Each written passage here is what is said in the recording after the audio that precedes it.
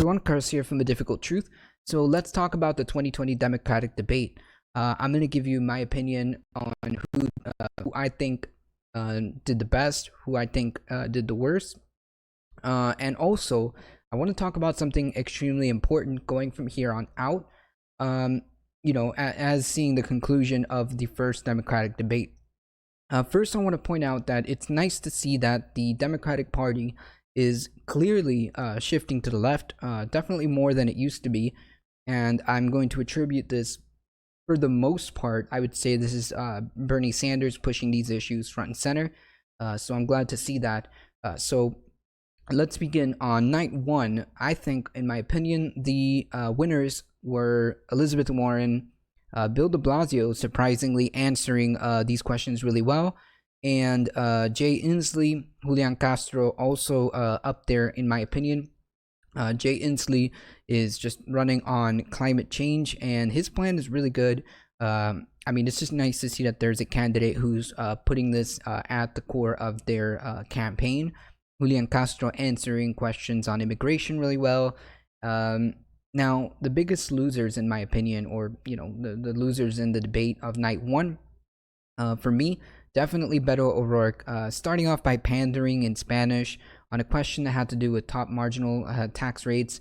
I mean, come on, he didn't answer the question in English, he didn't answer the question in Spanish, and he butchered his line.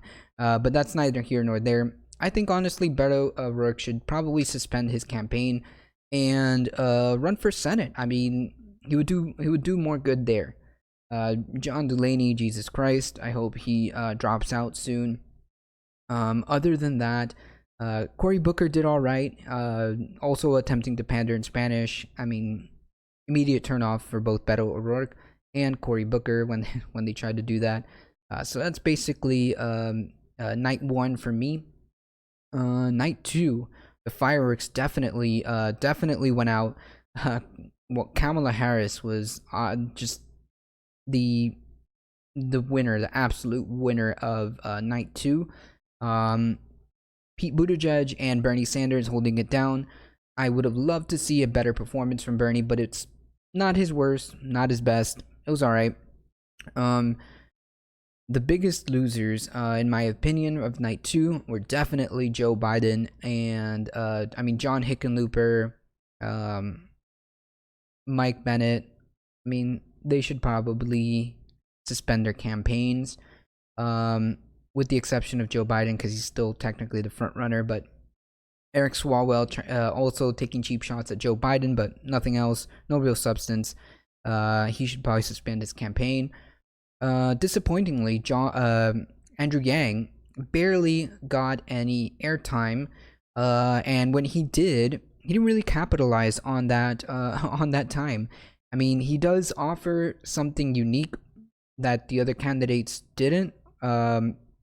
He just didn't capitalize on the time. I mean, it would have been nice if they gave him more questions and see how he does in other issues. I mean, I don't agree with his UBI or how he plans to implement it, but it's definitely something unique and definitely something that the American people should hear more about. So, Andrew Yang, a disappointment. But it is what it is. The absolute destruction of Joe Biden after Kamala Harris just obliterated him on the issue of race segregation and the whole busing story. Granted, she's now selling that line on a t-shirt for $30, but whatever. The damage has been done. One of Joe Biden's fundraisers is now leaving him, potentially, maybe more. Who knows? Maybe the establishment will choose Kamala Harris instead. But right now, Joe Biden is the front runner. It's good that she did all this damage to him because that means that the progressive candidates have a better chance. Elizabeth Warren and Bernie Sanders are definitely the top contenders for the progressive wing. Which brings me to the point that I wanted to address. From here on out, in my opinion, I think it's more pragmatic if we as progressives start rallying behind the strongest progressive candidate. And I believe that right now to be Elizabeth Warren and Bernie Sanders. Andrew Yang claims he's a progressive. Okay, Tulsi Gabbard, the Tulsi camp should really consider. The Tulsi camp and the Andrew Yang camp should consider pushing the strongest progressive candidate, whether it be Bernie Sanders or Elizabeth Warren. I think that they should both make a decision to suspend their campaign and attempt to help push the other two progressive candidates, and then whoever's stronger of the two, either Warren or Bernie, should help push the other. If, I don't know, Bernie ends up being the front runner in the progressive wing, then Warren should push all her supporters to him. If she ends up being the front runner of the progressive wing, then Bernie should suspend his campaign and help push Warren. That's the only way we're gonna get a progressive candidate to the nomination. I mean, if we don't do this, we're just gonna end up with the establishment candidate, which currently is Joe Biden, and we've already ran this before. It doesn't work. If Joe Biden runs against Trump, I am almost certain that he's going to lose. If Kamala Harris runs against Trump, I'm almost certain that she's going to lose. This is just, I mean, going off what historically happened. I mean, look at the 2016 election. We can't run the same game plan and expect for it to work this time. And if we as progressives want to get anything done, I understand that there's some friction between the Tulsi camp, Andrew Yang camp, the Warren camp, and the Sanders camp.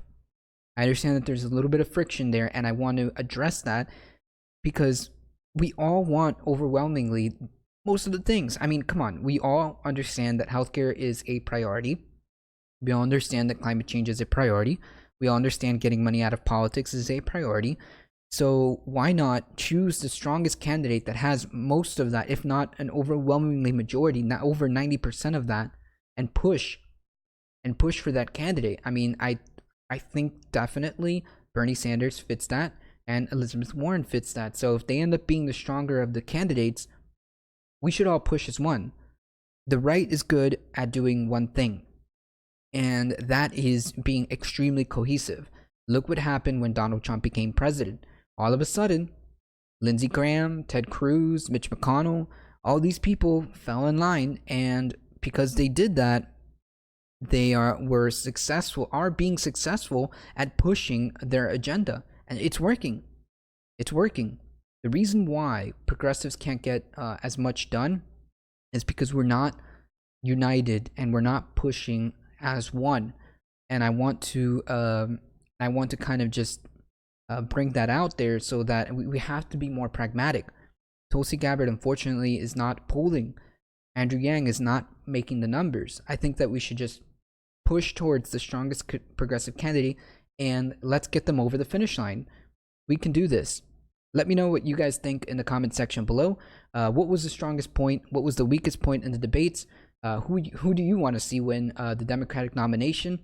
Don't forget to smack that big red subscribe button, ring the little bell, like, comment, share, do all that awesome YouTube stuff. I really appreciate all the support. Make sure you follow us on Facebook at facebook.com/ADifficultTruth. You can also like us on Twitter at twitter.com/ADifficultTruth. And you can also listen to our podcast at soundcloud.com/ADifficultTruth. I'll leave all the links in the description below, and I hope to see you guys in the next video. See ya!